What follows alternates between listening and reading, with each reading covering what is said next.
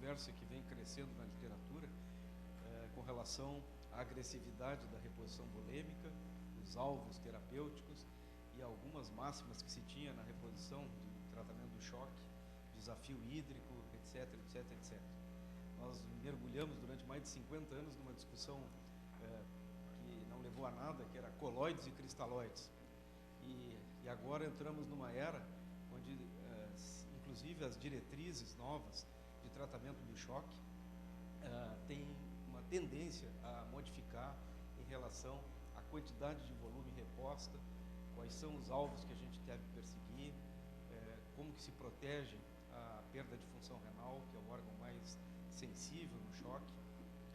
Enfim, esse é um tema que eu acho que é bem atual e eu casualmente hoje estava lendo as diretrizes do tratamento do choque hemorrágico do Serviço Militar americano e israelense. Eles estão mudando as estratégias em função de se reduzir o volume infundido em pacientes com choque hemorrágico e meio que preconizando uma ideia que a gente vai discutir aqui hoje, que é da hipotensão permissiva. Então, a gente trouxe 3 experts no assunto, pessoas extremamente habituadas a tratar pacientes com instabilidade hemodinâmica, choque. O Luciano Wolfenbitten, que representa o nosso serviço de emergência, vai falar sobre a reposição usual, casual. O Sérgio Loz, intensivista conhecido de todos vocês, nosso aqui, que vai nos falar sobre os alvos terapêuticos, que é uma questão bem interessante. E o professor Tomé, com relação à síndrome de hiperidratação, que depois ele não concordou muito com esse tema, ele vai discutir depois, mas o que nós vamos falar sobre riscos da hiperidratação a médio e longo prazo, inclusive com impacto sobre mortalidade. Vamos começar? Vamos lá, Wolfgang.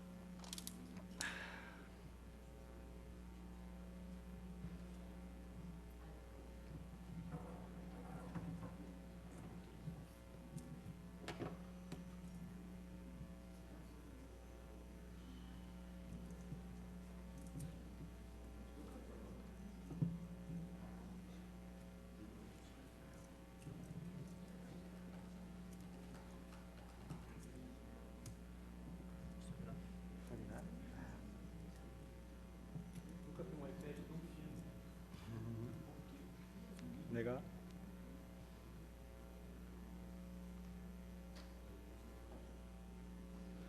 Bom dia, pessoal. Meu nome é Luciano. Para quem não me conhece, eu sou contratado da emergência do Clínicas e tenho formação em nefrologia no curso de pós-graduação de nefrologia da URGS. O professor Tomé foi meu professor na época.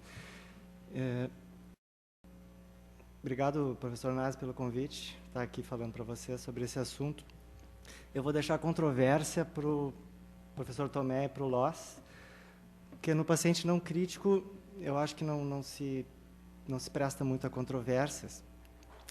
E para falar sobre reposição volêmica, é indissociável a questão da reposição hidroeletrolítica, na verdade. Então, eu vou fazer uma breve revisão fisiológica da água no nosso corpo e abordar os principais parefeitos do distúrbio da água e do tratamento do distúrbio da água no nosso corpo. Como todos sabem, 2/3 da massa corporal é composta basicamente por água. Então, vamos imaginar que nós despejamos toda essa água dentro de um grande copo de Becker, que, na verdade, não é água pura. O nosso corpo é uma grande solução eletrolítica, composta basicamente, os principais eletrólitos é o cloreto de sódio e o cloreto de potássio.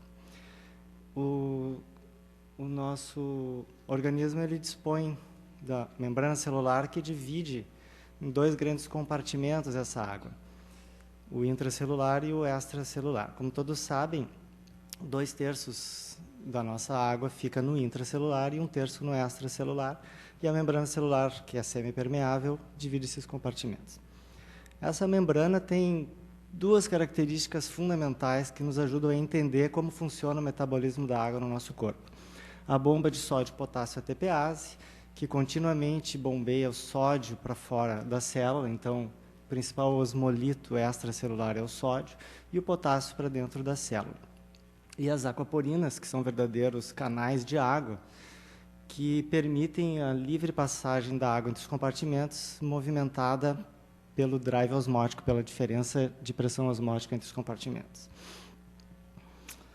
O que regula tudo isso, então, é a osmolaridade. Nós temos osmorreceptores no nosso hipotálamo, que quando a osmolaridade sérica atinge 290 miliosmóis, começa a nos dar a sensação de sede.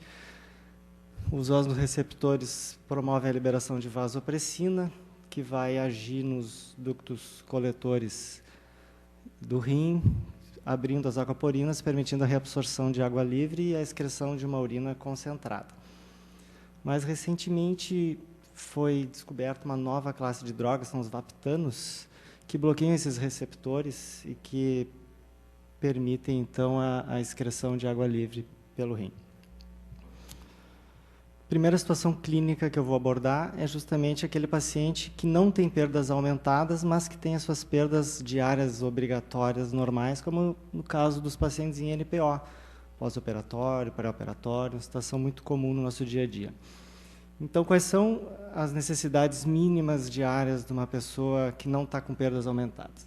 Voltando ao nosso copo de Becker, a gente perde água basicamente pela evaporação no trato respiratório, também pelo suor, pela pele, pela urina e pelas fezes. E produz continuamente, ao longo de 24 horas, mais ou menos 300 ml de água pelo metabolismo dos carboidratos.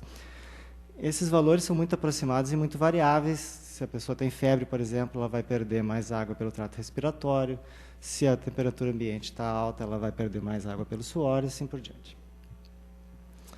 Então, em média, a pessoa precisa de 1,5 litro a 2 de água por dia e 30 mEq de sódio e 30 mEq de potássio. Isso é o que a gente perde. Que a gente conseguiria repor, teoricamente... Opa!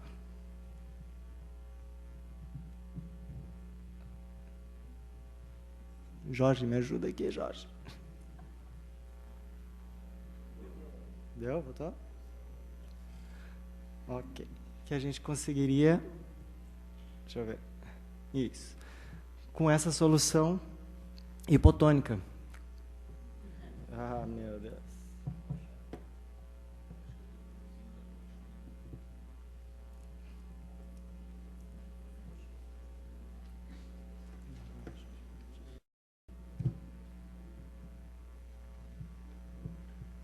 Deu.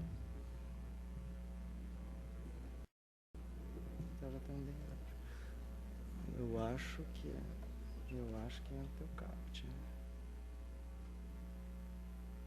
Ok? Vamos ver. Enfim, vamos ver se não cai de novo aqui. Essa solução hipotônica, teoricamente, reporia as necessidades mínimas diárias se a gente administrasse 1,5 litro a 2 corresponde a esse gotejo. Essa solução, então, é bem hipotônica em relação à nossa osmolaridade plasmática normal. Várias pessoas começaram a se dar conta que isso gerava um problema, que era a hiponatremia frequente nessa situação de pacientes em pós-operatório que recebiam soluções hipotônicas. Esse estudo observacional, por exemplo, foi feito pela equipe de Uberaba e mostrou que 56% desses pacientes desenvolviam hiponatremia. Se partiu para um ensaio clínico, ano passado, até relativamente recente, foi publicado um ensaio clínico que comparou em 2 braços, um braço a administração de soluções isotônicas e o outro braço hipotônicas na situação de pós-operatório. E o risco relativo de hiponatremia foi quase 2 vezes maior quando a solução de reposição era hipotônica. E por que isso acontece? Talvez por uma vantagem evolutiva, muitos dos nossos doentes têm dificuldade em excretar água livre por uma secreção inadequada do hormônio antidiurético. Então, vocês, nesse quadro aí do Medscape, Tem inúmeras situações que se acompanham de uma secreção inadequada do antidiurético. Muitos dos nossos doentes internados têm alguma dessas situações. Doenças do sistema nervoso central, doenças respiratórias acompanhadas de hipoxemia, vários tipos de cânceres, algumas medicações, e a própria náusea e dor pós-operatório causa aumento da secreção do ADH. Aqui o paciente com hipovolemia, a hipovolemia é um dos mais fortes estímulos para a produção do antidiurético, e depois, mais tarde, nós vamos voltar nesse tema.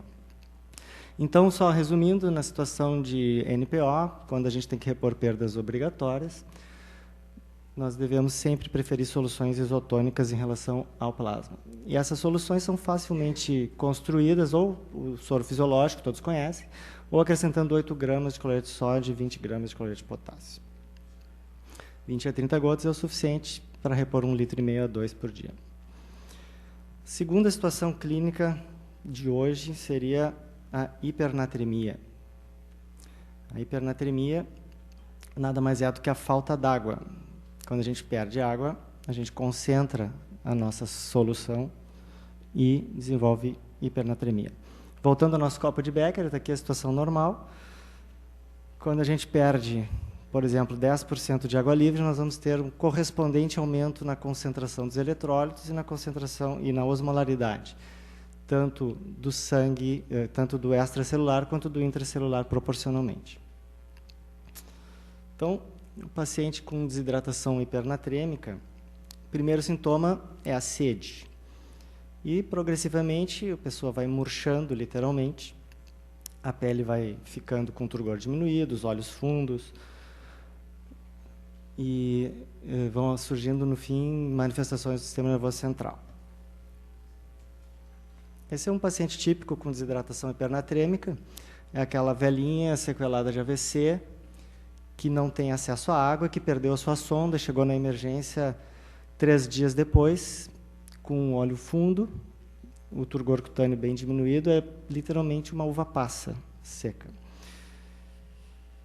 Isso é o que acontece com o cérebro desses pacientes. Ele literalmente murcha, e como não pode ficar nenhum espaço vazio dentro do crânio, se acumula uma coleção subdural de líquido. O cérebro se defende desse murchamento, acumulando osmolitos não iônicos, basicamente carboidratos e aminoácidos, que vão proteger do excessivo murchamento cerebral. E aqui a gente, então, entra no tratamento dessa situação. A gente tem que administrar, basicamente, o que está faltando, que é água livre. E a gente consegue isso com uma solução com 20 ml de cloreto de sódio a 20%. A gente pode calcular o déficit de água livre, todo mundo conhece essas fórmulas, essa é só um exemplo. A gente consegue calcular o déficit de água livre, mas essas fórmulas são pouco precisas. Então, a gente tem uma estimativa, nós precisamos fazer umas dosagens seriadas para acompanhar a evolução desse paciente. E o principal para-efeito da administração de água livre é a hipertensão intracraniana. No momento que nós administramos água na veia desse paciente, água livre, ela vai fatalmente passar para o intracelular, porque a osmolaridade intracelular vai estar alta e vai causar um edema cerebral, ou um aumento, um retorno ao volume normal do cérebro. Você se lembra que tinha uma coleção subdural que precisa ter tempo para ser reabsorvida. E é por isso que a gente tem que baixar o sódio sérico lentamente para dar esse tempo para o cérebro se reorganizar. A última situação, acho que faltam só 3 minutos, professor, é a hiponatremia, que é basicamente o excesso de água livre. Rapidamente, 3 causas principais, 3 tipos de causas principais, que é aquele paciente hiponatrêmico com excesso de água corporal total, que é o ciência cardíaca, síndrome nefrótica, água corporal total normal, cujo principal representante é o CIAD, e aquele paciente com água corporal total diminuída, mas com uma perda eletrolítica proporcionalmente maior, que é comum no paciente com diarreia, vômitos ou fístulas de alto débito. Então, quando a gente tem hiponatremia, a gente tem uma baixa da osmolaridade extracelular inicialmente, e a água acaba passando para o intracelular. Então, no primeiro momento, há uma expansão do compartimento intracelular, causando de novo um edema cerebral e hipertensão intracraniana. O cérebro, de novo, se defende dessa situação, eliminando aqueles mesmos osmolitos que nós tínhamos visto na hipernatremia, diminuindo esse edema cerebral ao longo dos dias. Aqui uma tomografia de um paciente com hiponatremia severa, chegou com 120 na emergência de sódio, comatoso, e a tomografia mostrou edema cerebral, com diminuição dos sulcos, diminuição dos ventrículos. Bom, diagnóstico laboratorial, claro, e os sintomas são relativos ao sistema nervoso central, começa com adinamia, irritabilidade, pode ter câimbras e diminuição progressiva do sensório. O edema cerebral pode ser tão severo que pode chegar a ocasionar herniação do tronco cerebral e morte. Então, quando o paciente apresenta hiponatremia severa, nós vamos ter que tratá-lo urgentemente. Isso depende da causa. Quando o problema é hipervolemia, o tratamento tem que ser direcionado à doença de base, melhorando a bomba cardíaca, melhorando a função renal, restringindo sódio, água e diuréticos. Quando o problema é hipovolemia, a primeira medida é expandir o intravascular, porque isso vai cortar o estímulo para a produção do antidiurético, permitir que o rim excrete a água livre. E quando o paciente está euvolêmico, se a situação for de urgência, teremos que repor soluções hipertônicas para elevar esse sódio. Podemos facilmente fazê-la acrescentando 3 gramas de cloreto de sódio em 100 ml de água. Então, hiponatremia severa acompanhada de manifestações graves do sistema nervoso central representam uma emergência médica, e nós vemos frequentemente ali na nossa emergência.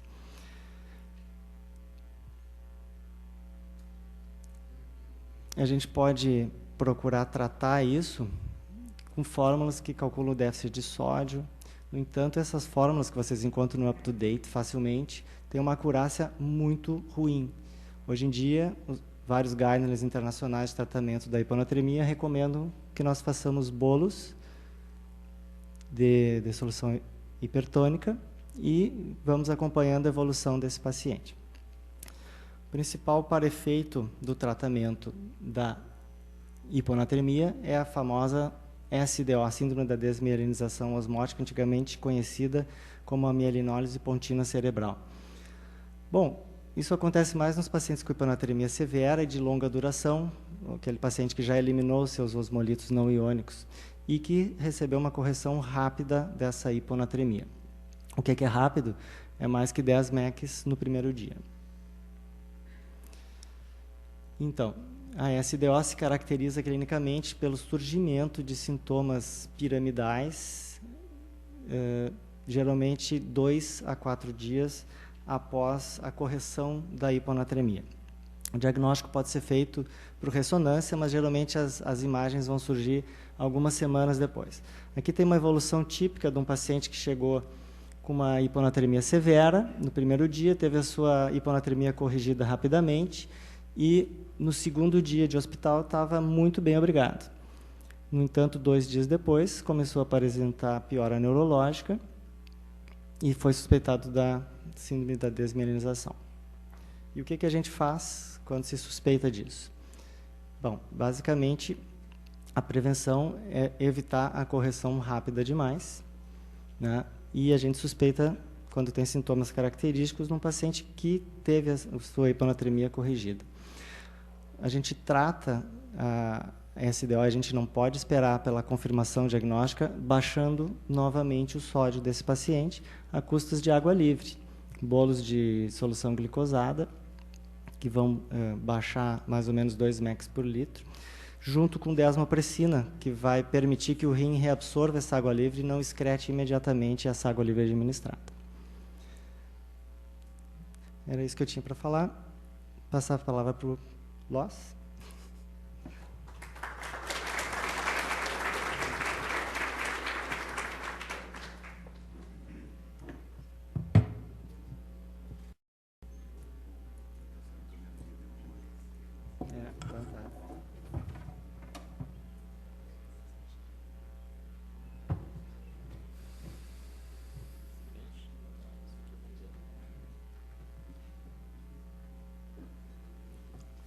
Bom.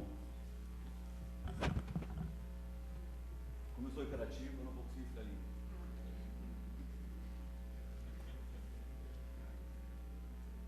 Isso aqui funciona, né?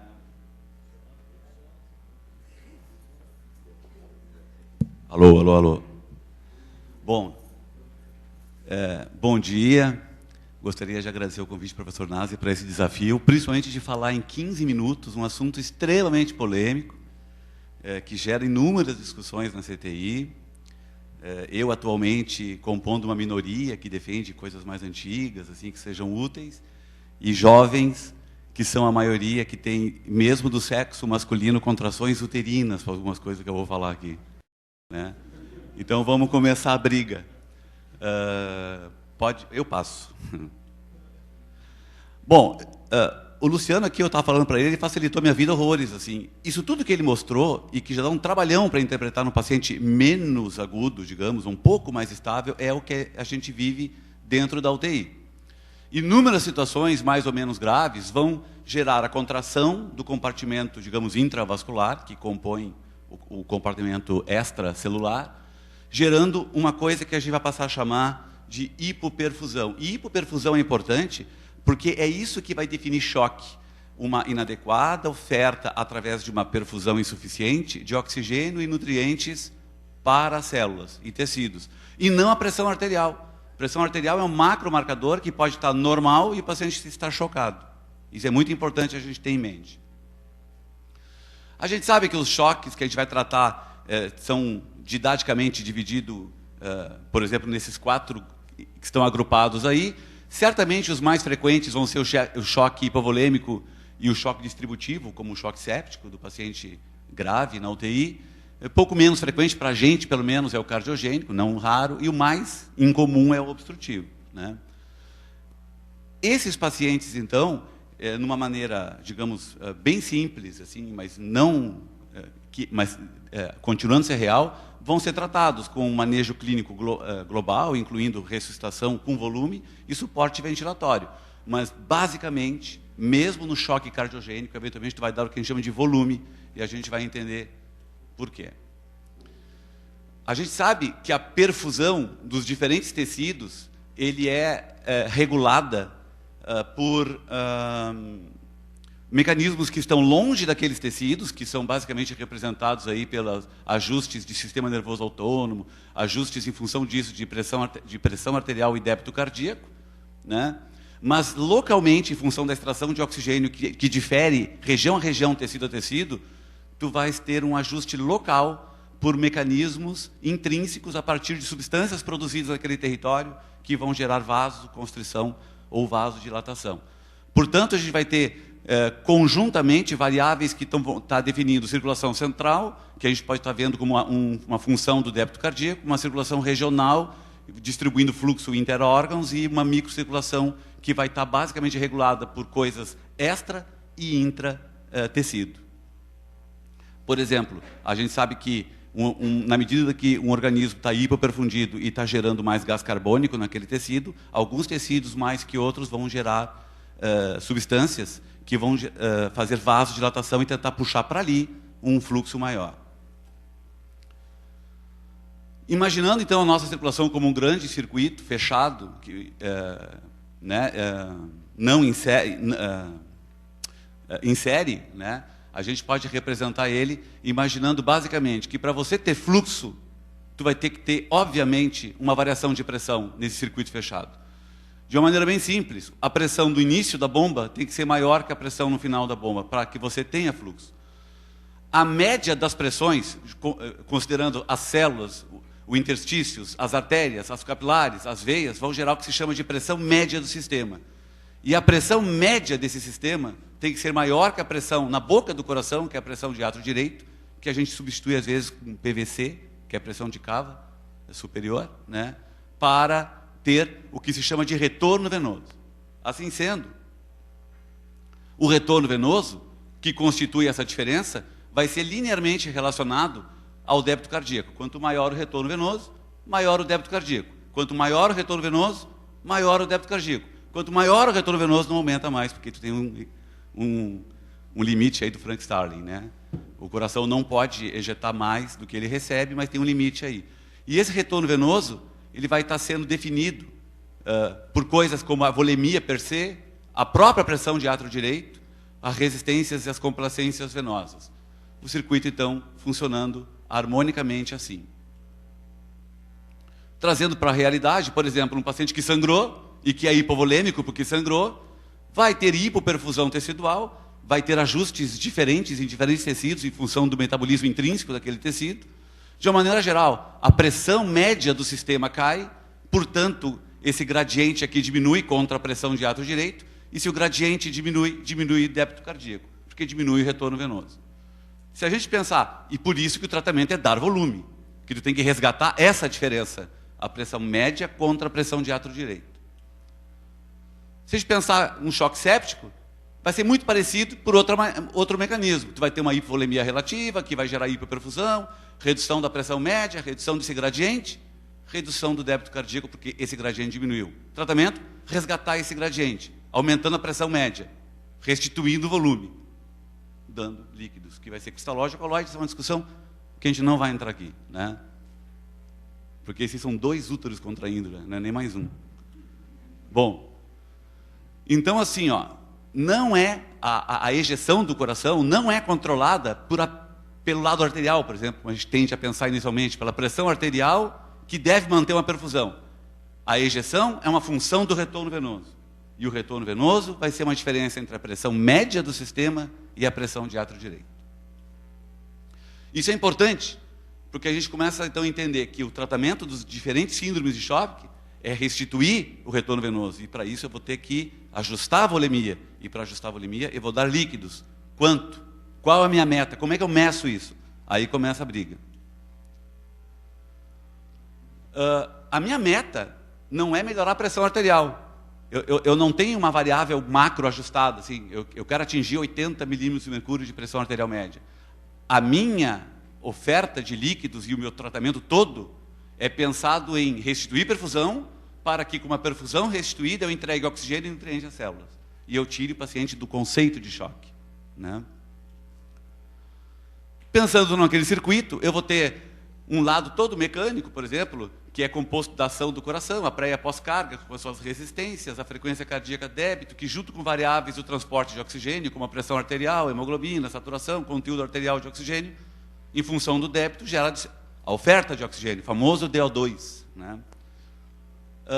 Pensando nisso, então, a gente pode pensar que, para medir, por exemplo, o quanto eu dou de volume, o quanto eu restauro a parte mais mecânica, eu tenho o ecocardio, que poderia enxergar isso, o ecodoppler.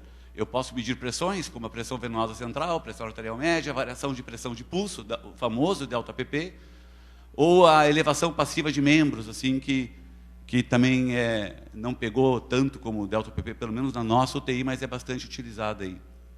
Ou eu posso medir variáveis do transporte desse lado da equação, vamos chamar assim, que vão estar medindo a eficiência do transporte de oxigênio. Aí vai a velha e boa gasometria, o transporte de oxigênio, como a gente vai ver adiante. Bom, então eu vou ver muitas coisas, desde clínica até variáveis que estão ligados um desdobramento da clínica, como o débito urinário do paciente, ou a pressão arterial média, ou a PVC, ou a pressão de artéria pulmonar, ou a fração de ejeção de ventrículo direito, que é uma coisa mais complicada de ver à beira de leito, e assim por diante. Então eu pensei que, mais didaticamente, poderia ser interessante dizer que eu vou ter coisas bem fáceis de serem, digamos, executadas para eu medir a eficiência da minha terapia, que é restituir a volemia, mais ou menos fáceis, que eu vou precisar de um pouco mais de tecnologia ou recursos invasivos, ou coisas menos fáceis, que essas coisas com mais intensidade. Quais são essas coisas facilmente executadas? São as coisas da clínica. E aí, aqui eu já estou comendo meus 15 minutos frouxo, né? Porque se eu vou trazer a medicina baseada em evidência, que seriam uns 10, 15 slides, eu vou mostrar para vocês que a melhor evidência para ainda mostrar a perfusão é a clínica, né? Coisas assim, como aí vem pressão arterial média, delta-pp, PVC, não tem o mesmo impacto em termos de grau em nível de recomendação que tem a clínica. E a clínica é o quê? É avaliar o estado mental. Aquela velhinha lá do Luciano certamente vai ter alterações mentais em função da hipoperfusão. né? A pressão arterial sanguínea como um macromarcador, mas eu compondo com coisas que eu sei de microcirculação, pode fornecer dados valiosos, a frequência cardíaca, o débito urinário, muito interessante, para um paciente que não tenha prejuízo de função renal prévia. Perfusão de extremidades, a diferença de temperatura proximal distal de extremidades, por exemplo, joelho, pé e assim por diante. As coisas mais ou menos fáceis, então, é juntar aquela clínica. Um bom número desses pacientes já tem uma linha central. Eu posso ver uma PVC. E os úteros vão começar a contrair aqui. Ou eu posso medir, a partir, não sendo ideal, o conteúdo, digamos, de O2, de oxigênio, no sangue venoso central. Numa medida de ver a extração e tentar extrapolar daí para a perfusão. O ideal seria dados de oxigenação lá da artéria pulmonar, que tu vai conseguir mais invasivamente com o Swan-Ganz, né? A gasometria, com pH e déficit base, vou ter que coletar uma gasometria. Aí eu tenho uma gasometria venosa e uma arterial, eu posso fazer contas assim interessantes para situações mais agudas, como trauma e choque hemorrágico. A diferença veno-arterial de CO2 entre a gasometria arterial e venosa pode sugerir hipofluxo. E a sua correção, que eu estou corrigindo, e a quantidade de volume é aquela que eu estou administrando, e pode parar se o gradiente melhora. O passivo leg raising, que a gente vai ver adiante, a correção do lactato e a ecografia, diâmetro de cava, essas coisas assim, que é muito operador dependente. E as que são mais complicadas para a gente, como botar um Swan-Ganz, medir capilar e débito, aquelas gasometrias que eu falei antes da artéria pulmonar, ou paciente ventilado, técnicas não invasivas, digamos, técnicas não invasivas no sentido de um catéter de Swan-Ganz, mas que mede débito cardíaco, como o Vigileu, o pico que a gente não tem aqui, a gente tem o Vigileu. E o delta PP, que vai ser a variabilidade de pulso, que vai exigir a obtenção de uma linha arterial. Entrando na clínica, então, essa tabela é muito interessante porque ela traz coisas que a gente pode mais vezes lançar a mão, mesmo em pacientes complexos na UTI, como a variação de temperatura, como a temperatura cutânea em si, como o tempo de enchimento de extremidades. Raramente eu vejo o residente hoje, assim, vai lá e aperta o dedão para ver, né? Porque talvez tenha coisas mais... A gente é mais compelido a fazer coisas mais invasivas, às vezes porque já está monitorado. E tempos de enchimento muito longos, como maior que 4 segundos, sugere grandes perdas volêmicas, profundas quedas de pressão média do sistema e a necessidade de uma reposição volêmica vigorosa e imediata. Um score de, digamos, moteamento, né, que foi publicado ano passado no Intensive Care, tem uma figura adiante, muito interessante, porque a partir dos níveis de áreas moteadas, joelho ou coxa, tu mais ou menos infere o nível, a quantidade de hipoperfusão. A diferença de temperatura proximal distal, muito interessante, maior que 4, especialmente maior que 7 graus, aí está morto quase, né? Traduz o cenário de grande mortalidade. A grande limitação disso é que isso é bom para tu reconheceres a gravidade, mas é ruim para tu medires a eficiência do teu tratamento, porque são variáveis que não melhoram tão rápido quanto a terapia que tu está desenvolvendo. Muito provavelmente, se tu for continuar dando a tua terapia agressiva na velocidade que isso aqui vai melhorando, tu vai dar muito volume e cair numa coisa que o Tomé vai desenvolver, acredito eu, adiante, que são síndromes de hiperidratação, que por si só são complicadas para o paciente, porque trazem malefícios. Olha só que interessante, o Intensive Care do ano passado, ó, isso aqui, tu tem um score 2, um score 4, diferentes níveis de hipoperfusão, sugerindo maior ou menor agressividade na reposição volêmica. Olha, o bom e velho lactato, é um marcador tradicional, ele marca o metabolismo, digamos assim, que está fugindo do ciclo de Krebs, usando oxigênio e gerando mais ATP e caindo mais em ciclos tipo Core, que gera menos ATP e acumula lactato. Então, isso é um marcador de metabolismo anaeróbio, né? O nível inicial de lactato e a velocidade de sua correção pode predizer o prognóstico. E nossas terapias estão voltadas para tentar fazer essa correção ocorrer o mais rápido para níveis menores do que 2 milimol por litro. A gasometria com déficit base importante é comumente relacionada à hipoperfusão. E numa velocidade que provavelmente é maior do que as correções de perfusões clínicas, cutâneas, poderia ser um bom, digamos, direcionador da terapia no sentido de a gente acelerar ou diminuir a reposição volêmica, né? E uma coisa importante, gente, olhar a gasometria e olhar o déficit base, e não só o pH, porque muitas vezes tu tem o pH próximo do normal e um tremendo déficit base, porque ela está lá parcialmente compensada pela alcalose respiratória, né? Então é importante a gente olhar o déficit base na gasometria. E a saturação venosa mista, então, que é uma medida, digamos, que tende a medir a extração de oxigênio, e a partir disso, em situações de trauma, principalmente, hemorragia, medir a estase, ou seja, a hipoperfusão. Valores normais que devem ser buscados com a reposição volêmica superior a 70%, né? E é o que compõe, vocês vão ver lá, o Early Go, que é uma coisa desenvolvida em emergências, que institui rapidamente uma terapia de ressuscitação, que eu tenho que quantificar, e esse dado entra no Early Go, como vocês vão ver. Aí vem a PVC. Eu diria assim, ó, a PVC, em boas mãos, ela é um instrumento muito útil para te guiar a reposição volêmica, por mais que gritem na UTI, né? Porque nem todos os pacientes vão estar numa curva em que a PVC, que é um pedaço da... A PVC já está estimando a pressão de átrio direito. E eu não quero ver a PVC pela PVC, eu quero entender a PVC no contexto do retorno venoso. E aí, quanto mais grave for o paciente, a PVC sozinha perde um pouco essa capacidade, porque ela não prediz o quanto que eu estou recuperando de fluxo com a minha terapia de administrar líquidos.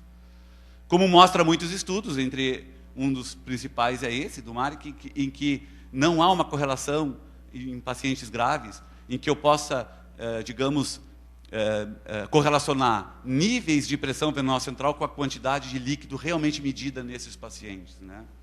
Aliás, isso não traz nenhuma novidade, porque nós, quando eu terminei minha residência, junto com a professora Silvia, aí a gente, não sei se vocês enxergam os pontos, está ruim de enxergar daqui, mas a gente viu que quando o cara era muito doente, e ele era monitorizado com cateter de Swan-Ganz, a correlação entre PVC e capilar era baixa. E quando o cara não era cardiopata, um cara jovem, em choque séptico, a correlação era melhor. Então, se o paciente é um cardiopata ou muito doente, a PVC realmente, sozinha, não vai te dar nenhuma ajuda maior no sentido de te guiar na reposição volêmica. Para quem está acostumado a ler coisas de terapia intensiva, tem um autor chamado Vansan, que é um autor importante, um pesquisador importante, em que ele resgata também aqui a PVC com a história de fazer aquela regra 2,5, ou se o paciente tem Swan-Ganz capilar, a regra 3,7. Então, variações de 2 a 5 pontos de PVC, enquanto eu estou ressuscitando o paciente, me autorizariam continuar dando volume para esse paciente até uma PVC de 15. Né? Bom. Agora, a PVC pode melhorar o seu rendimento associado a outras técnicas, por exemplo, a variação de pulso frente ao ciclo respiratório da pressão venosa central.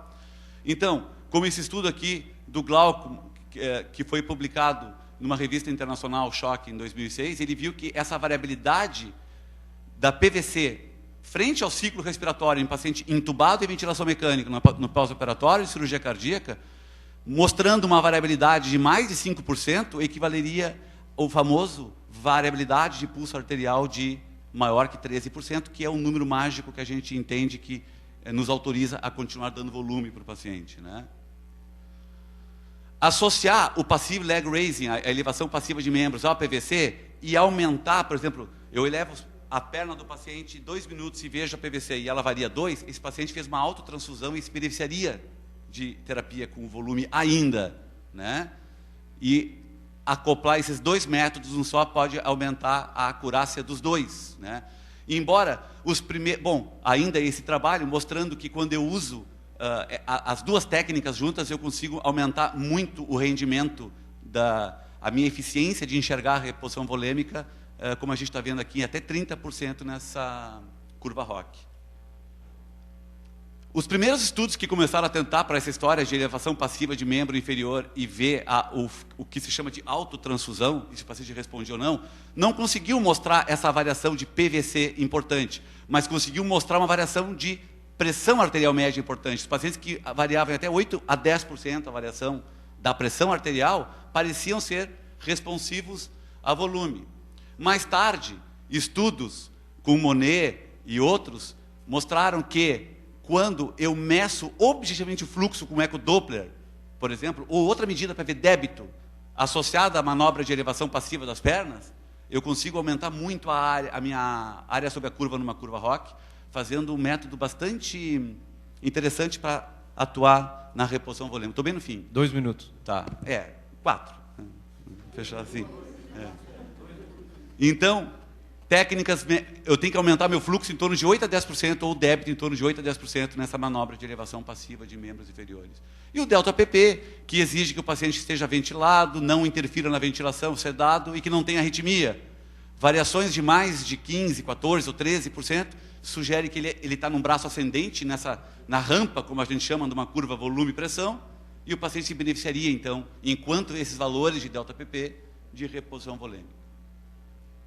Algoritmos são criados tentando ajustar para todas essas variáveis. Se o cara tem ventilação mecânica ou não, se o VAC é maior ou menor que 8 ml, porque isso muda a técnica, se ele tem arritmia ou não tem. E aí tu anda de acordo com o que esses autores acham mais justo em função de como ele se apresenta no momento. Agora, o que a gente pega é que esse paciente não é igual a esse. E provavelmente esse paciente que tem 800 bombas de fusão ao redor, a gente tem um dogma na UTI, se tu tem mais que 5 bombas de fusão, tu tem uma alta taxa de mortalidade, tu tem que, talvez, juntar tudo isso que eu falei, né, na figura de uma pecinha que a gente não falou ainda, que é o médico, né, em que ele vai tentar entender o processo desses dois pacientes, tentando juntar no maior número de variáveis, dados que vão te dizer que a tua volemia está ou não está sendo atendida. Sem falar que quanto mais grave é o doente, especialmente choque séptico, a gente tem isso aqui, ó, perda das tight junctions, e aí é aquela água toda que o Luciano mostrou, indo para todo lado, e eu não sei mais o que acontece com o paciente. O Early Go, então, né, que é um estudo bem interessante, que marcou na terapia intensiva, e na qual eu uso PVC, pressão arterial média e a saturação venosa central, eu vou dar volume para o paciente e outras medidas terapêuticas para ter 8 a 12 de PVC, mais que 65 de média e mais que 70% de saturação. Aí eu vou estar atendendo a demanda e eu vou estar guiando a minha reposição volêmica a partir desses números, né? Tempo esgotado. Só para concluir aqui o Early Go, isso diminui a mortalidade dos pacientes. O próprio RBTI tem coisas parecidas que guiam a gente também frente à natureza da doença do paciente. E isso aqui é uma das coisas a ser evitado. Por isso que a gente precisa do médico, né, monitorando e usando essas variáveis. É isso aí.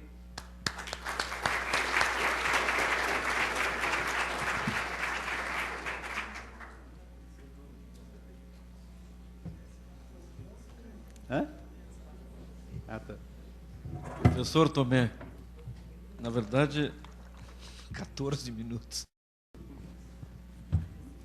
Bom, obrigado, Nazi. Vamos falar um pouquinho agora, já que o meu trabalho foi facilitado pela interpretação hemodinâmica que o Loas deu e pela interpretação do ponto de vista de balanço hidroeletrolítico que o Luciano falou. Como é que é, né? Bom, aquela controvérsia que o Nazi colocou simplesmente não é bem uma controvérsia, é só estabelecer as definições. O que é hiperidratação? É o aumento da água corporal total. Eu tenho mais do que aqueles 2/3 de água, em média, que o Luciano comentou. Hipervolemia é um aumento do volume do compartimento intravascular, geralmente associado a um aumento do compartimento extracelular em geral. O que mantém o volume do extracelular, como o Luciano já comentou, chama-se tonicidade. O que é tonicidade? É a osmolaridade extracelular efetiva, que impede a célula de inchar. Quer dizer, nós temos uma célula flexível que precisa manter o seu volume às custas de uma igualdade de osmolaridade entre o intra e o extra. Essa osmolaridade total constituída por solutos restritos ao líquido extracelular, sendo o sódio o mais importante, é o que define a tonicidade, certo? Então, uma questão de nomenclatura que tem que ser esclarecida. Nesse aspecto, o rim tem uma relevância fundamental, porque uma das principais, na minha opinião, a principal função renal é controlar os volumes corporais, tanto intra quanto extra. O rim tem inúmeras funções, como a gente pode ver aí, mas o controle de água e sódio e esse controle de volume intra-extracelular é basicamente uma função renal. E o rim se acostumou ao longo da evolução de responder de uma maneira meio estereotipada em relação à diminuição da sua hipoperfusão. toda vez que eu tenho uma diminuição do volume sanguíneo efetivo ao rim, eu tenho uma resposta mais ou menos padronizada, que nós vamos ver a seguir, mas isso independe do efeito inicial, ou da causa inicial. Eu posso ter uma desidratação no sentido amplo da palavra, uma diminuição do volume corporal total, da água corporal total. Eu posso ter uma diminuição do volume extracelular, que é basicamente perda de sódio. Eu posso ter uma diminuição do compartimento intravascular, que é o que eu chamo, então, especificamente de hipovolemia, né? Por exemplo, uma hemorragia. Mas eu posso ter também uma passagem de volume do intravascular para o interstício. Por exemplo, numa situação de hiperpermeabilidade, como essa que o Loss representou na fotografia, né? Uma dilatação das tight junctions, ou uma hipovolemia.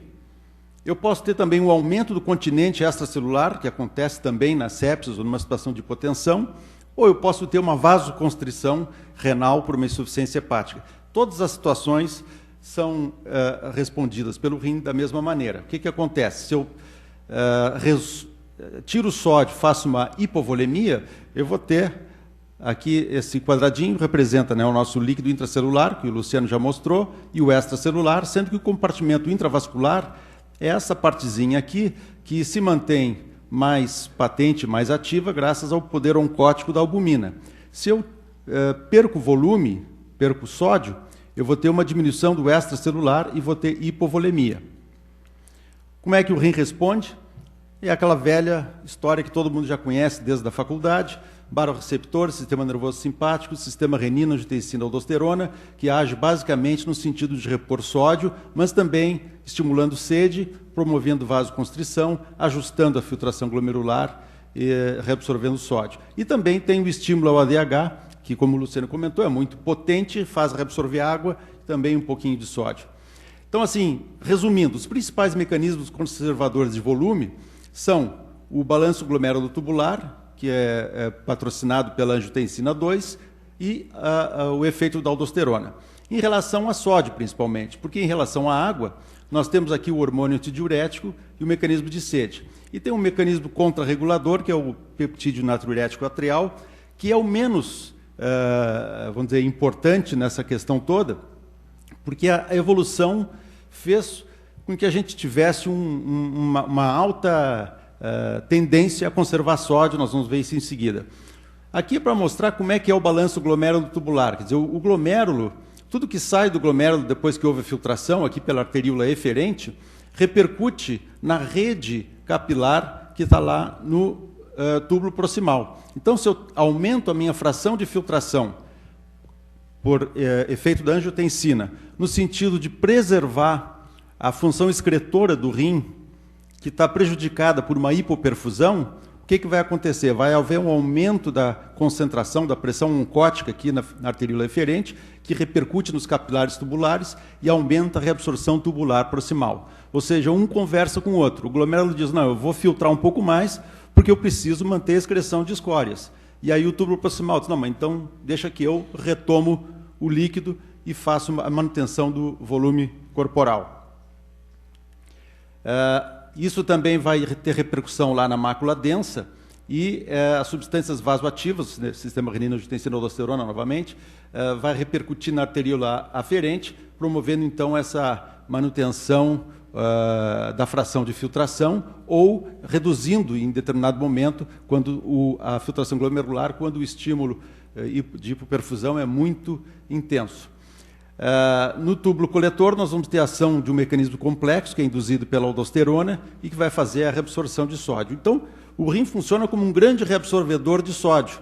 Nós temos aqui o túbulo proximal com balanço glomérulo-tubular, temos a alça de Henle aqui com mecanismos de reabsorção muito ativos, 20% do sódio é reabsorvido aqui, e temos o mecanismo da aldosterona. Ou seja, mecanismos complementares e redundantes que foram treinados ao longo da natureza para que o sódio fosse conservado. Isso acontece, então, em inúmeras espécies, mas atingiu o ápice nos mamíferos. Os mamíferos aprenderam a reabsorver sódio depois de um longo tempo de evolução, e estudos genéticos mostram que faz mais ou menos uns 300 milhões de anos que os principais mecanismos reabsorvedores, como canal de sódio, receptores de aldosterona e outros mecanismos moleculares, foram absorvidas. Então, nós tivemos muito tempo para treinar para viver no ambiente terrestre.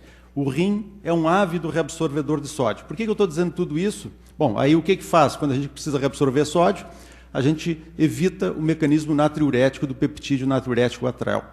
O problema é que esses mecanismos de reabsorção de água e sódio, quer dizer, o ADH está muito estimulado numa situação hospitalar, com náuseas, vômitos, drogas, dor. O sódio, o sistema renina-angiotensina-aldosterona está superestimulado. Nós temos essa situação de máxima conservação de sódio e água. Quando nós temos um paciente com choque hemorrágico, as coisas funcionam muito mais claramente, é uma situação que o Loss colocou bem didaticamente, nós vamos repor volume e a coisa está resolvida. Mas, em outras situações, às vezes a gente acaba reabsorvendo água e sódio em excesso. Qual é o problema disso? Tem 4 categorias de problemas. Se nós errarmos o líquido, dermos um líquido hipotônico, se nós tivermos, além de hipovolemia, uma situação de vazamento capilar, nós vamos explicar melhor, quando nós tivermos insuficiência renal ou a característica química do osmol afetivo, que eu vou simplesmente citar no final. Então, voltando ao nosso quadrinho aqui do líquido intracelular, o extracelular, o intravascular, o que acontece se eu dou líquidos hipotônicos? É aquela situação que o Luciano colocou de reposição com solução glicosada. Por que a solução glicosada é hipotônica? Porque a glicose não é um osmol efetivo, ela cruza a barreira celular, entra dentro da célula, se a pessoa tiver insulina. Então, ela simplesmente, ao entrar na célula, se distribui predominantemente no líquido intracelular. Então, o Luciano já mostrou alguma coisa sobre isso, mas esse artigo aqui perguntou por que os fluidos parenterais hipotônicos ainda são usados em hospitais? Porque eles são a maior causa de hiponatremia. Nós fizemos um estudo há algum tempo atrás, 20% dos pacientes que internam no hospital têm hiponatremia. Então, é uma situação bastante comum. Por quê? Porque o ADH está sempre maximamente estimulado pelas circunstâncias naturais da hospitalização, ansiedade, drogas, dor, vômitos, etc. A segunda situação é quando eu tenho uma diminuição do volume sanguíneo efetivo renal, não por uma hipovolemia absoluta específica, mas por uma passagem do volume para o interstício, hipovolemia, ou então aumento do continente, ou a vasoconstrição, como eu já tinha mencionado. Essas situações aqui não funcionam da mesma maneira que o Shoemaker demonstrou no passado em relação à resposta de reposição volêmica. Eu tenho um vazamento capilar, que é o que acontece na sepsis ou numa reação inflamatória sistêmica em geral, em que a permeabilidade do intravascular fica prejudicada e eu tenho uma passagem aqui para o interstício, provocando edema, etc.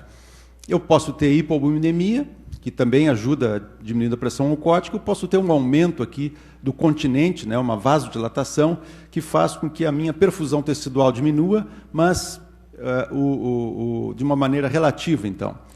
E a outra circunstância que eu gostaria de enfatizar mais é a insuficiência renal. E aqui eu quero colocar um conceito que a insuficiência renal que eu estou mencionando não é uma elevação da creatinina ou uma diminuição da filtração glomerular. É uma insuficiência renal na capacidade de controlar volumes corporais. Ou seja, o rim está insuficiente em regular os volumes intra- e extracelular. Isso, tem se visto, não está relacionado diretamente com a filtração glomerular e, portanto, com a creatinina.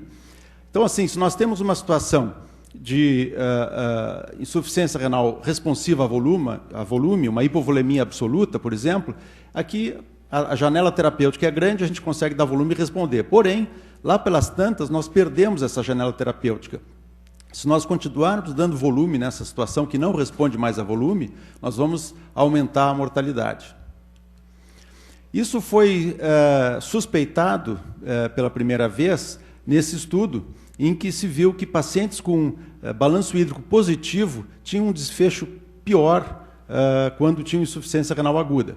É o estudo SOAP, né, que foi feito em estudo observacional em várias UTIs europeias e mostrou, então, esse achado aqui como um achado ocasional, um achado secundário, em que o balanço hídrico cumulativo médio, né, o balanço em 24 horas médio, aumentado, tinha uma razão de chances significativa em relação à mortalidade, mesmo quando se controlava para todas as outras variáveis relacionadas a pior prognóstico. Então, eles deduziram que o balanço hídrico poderia ser um problema. Então, se levantou essa suspeita.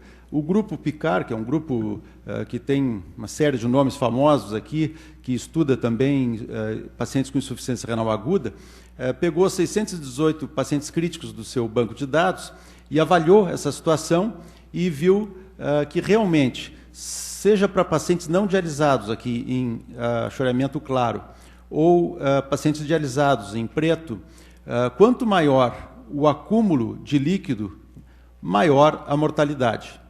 E eles perceberam que isso controlado para várias variáveis prognósticas, as curvas de sobrevida mostravam, então, que o paciente que tinha sobrecarga hídrica, e aqui a sobrecarga era definida como 10% acima do peso corporal, tinha uma mortalidade maior. Um grande estudo publicado no New England foi o Renal Study, o estudo que demonstrou que a dose de diálise não interfere muito, uma dose muito alta de diálise não melhora o prognóstico de pacientes dialisados em UTI. Esse estudo depois mostrou, então, como um dado complementar esse ano, revisou seus dados e viu que o balanço hídrico positivo tinha efeito, sim, sobre a mortalidade nos seus dados. É um estudo multicêntrico, muito bem feito. Um balanço negativo esteve associado com uma diminuição de risco de morte em 9 dias, melhora de tempo de sobrevida, diminuiu o tempo de diálise, diminuiu o tempo de UTI e diminuiu o tempo de hospital. Uma análise também retrospectiva de 170 pacientes hospitalizados mostrou que o balanço hídrico em pacientes dialisados está associado com uma melhor recuperação renal quando o balanço hídrico não é muito grande. Esse foi o primeiro estudo que demonstrou esse ano que vale a pena manter os pacientes mais secos. Foi feito, então, aliás, esse estudo aqui, que é um estudo randomizado, um ensaio clínico controlado, comparou duas estratégias de manejo de fluidos, os intensivistas conhecem bem esse estudo, mas avaliando injúria pulmonar. O que aconteceu é que esse estudo acabou mostrando também, bom, primeiro que os pacientes realmente permaneciam mais tempo sem ventilação quando se adotava uma estratégia conservadora em relação a líquidos, mas havia uma significância limítrofe aqui em relação a pacientes com insuficiência renal e houve uma diminuição do tempo em UTI. Um outro dado importante que uma brasileira aqui, Etienne Macedo, demonstrou com o grupo do PICAR é que o tempo de reconhecimento de insuficiência renal aguda é atrasado quando o paciente está congesto, porque isso dilui a creatinina. Então, demonstrou que quando a gente corrige a creatinina, a gente consegue diagnosticar a insuficiência renal mais cedo. Quando o grupo do PICAR revisou os dados, então, em função desses achados da Etienne, o que eles mostraram? Mostraram que, aqui embaixo, pacientes com insuficiência renal aguda não reconhecida pelo fato de estarem diluídos, quando se ajustava a creatinina para um balanço hídrico positivo, tinham mortalidades maiores do que os pacientes que tinham insuficiência renal estabelecida pelo critério tradicional ou então que não tinham insuficiência renal. Um outro dado importante que surgiu agora o ano passado é que pacientes com insuficiência renal aguda têm uma maior tendência a ter sepsis.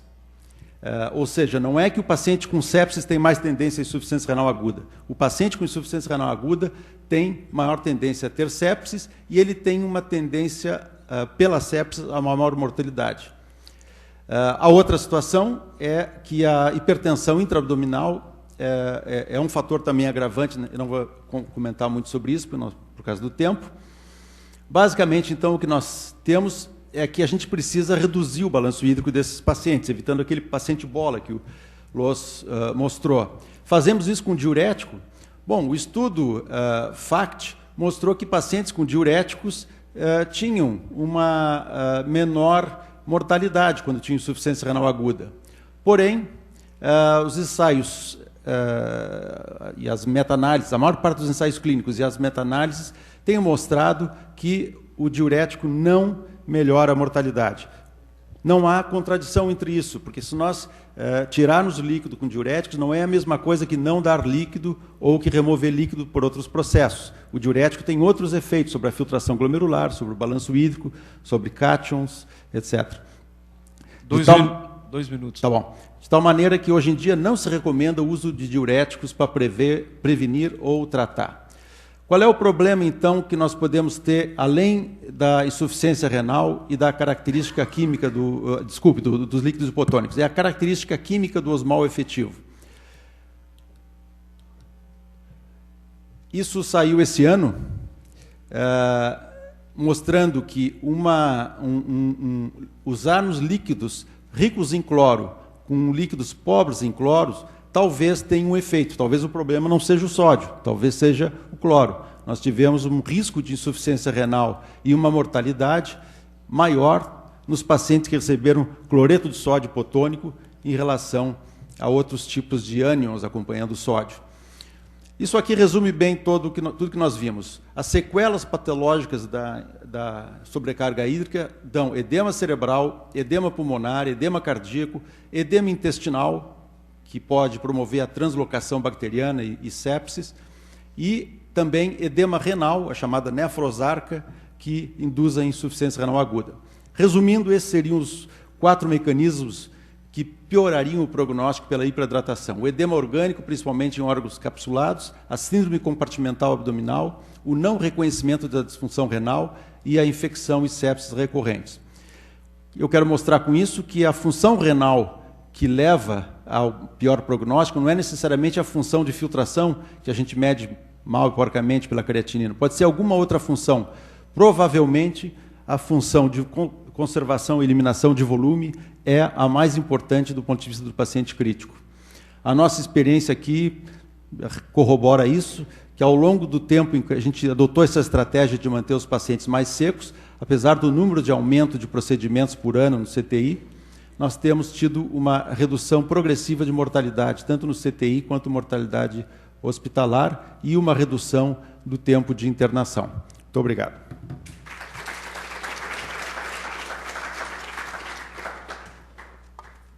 Vamos abrir para a discussão, porque o tema é extenso.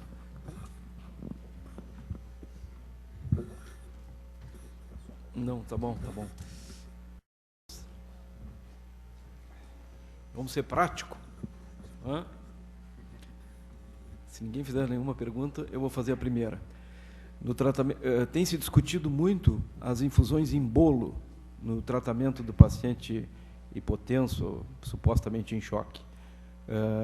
Vocês concordam com isso? Eu vou fazer algumas perguntas assim bem práticas. Dá-se ou não dá-se bolo em paciente hipotenso? Bolos de volume. Se tu entrar em slides que felizmente eu tirei, com o conceito de estressar a volemia, ou seja, fazer com que o volume que eu estou dando estresse o compartimento venoso, que a partir das alterações de complacência e resistência venosa melhore o retorno venoso, só tem uma maneira de fazer isso, é bolos. Senão tu não consegue expandir a volemia no sentido de estressá-la e gerar retorno venoso se tu der o teu volume programado a 20 gotas. Vai ter que dar a 100 a 200 ml por hora, né, ou mais até às vezes. Eu fiz essa pergunta porque saiu um ensaio clínico há pouco tempo em crianças africanas, e isso tem sido reproduzido em outros estudos, mostrando que as crianças que recebiam bolo de infusão antes de ir para o hospital, nas clínicas, um país pobre africano, aliás, são 3, é um estudo multicêntrico, mostrou que as crianças que recebiam bolos de volume morriam mais. Inclusive, nenhum parâmetro de avaliação, inclusive lactato, acidose, etc., se correlacionou com a reposição de bolos, mostrando que esse é um ensaio clínico que levantou uma hipótese, que eu acho que é uma hipótese que a gente tem que pensar, que a sobrecarga de volume ela é pró-inflamatória. Isso é um conceito novo, eu acho.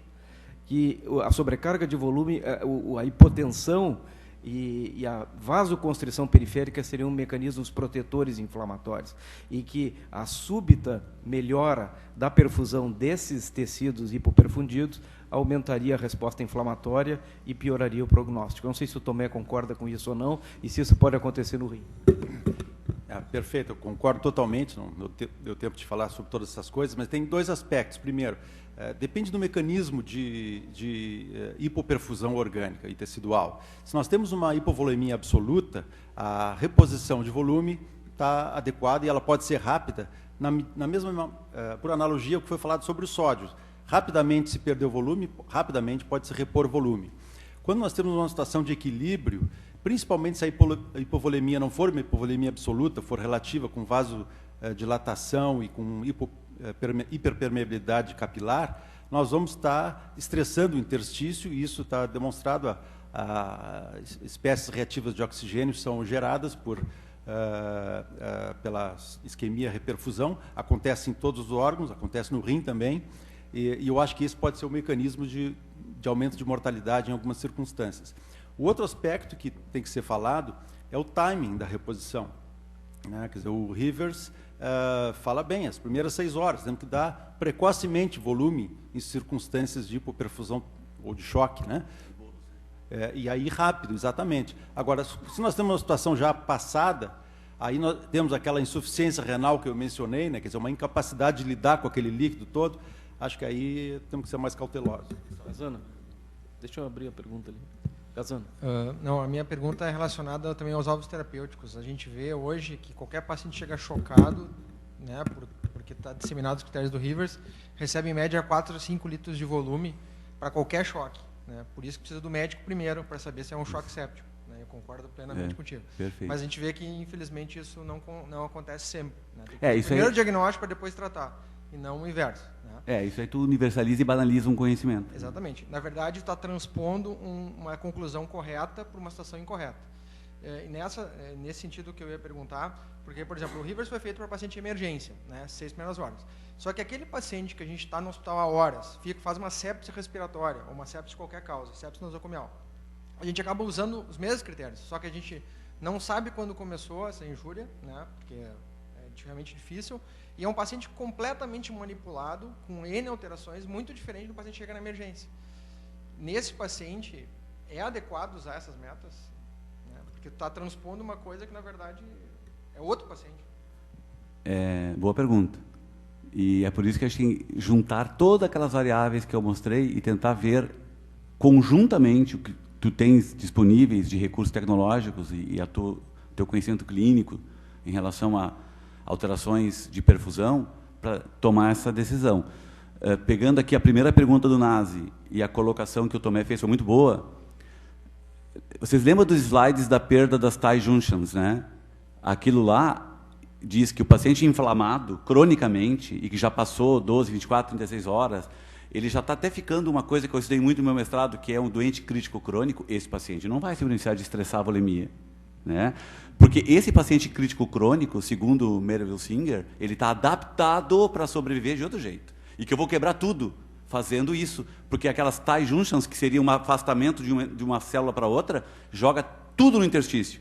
E jogar tudo no interstício, vai acontecer coisas que o Luciano mostrou, desequilíbrio perda do equilíbrio, né, na distribuição da água nos compartimentos, e coisas que estão relacionadas a prognóstico, como o Tomé falou, hipóxia por edema pulmonar, escara por qualidade da pele ruim, e assim por diante.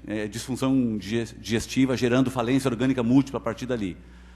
Esse paciente que é crônico e que quando tu dá volume tu tende a expandir o interstício, a gente extrapola até coisas do River, mas não há resposta direta para a tua pergunta, que eu conheço. Talvez seja pior, inclusive. Talvez seja pior. Considerando esses critérios fisiopatológicos aí.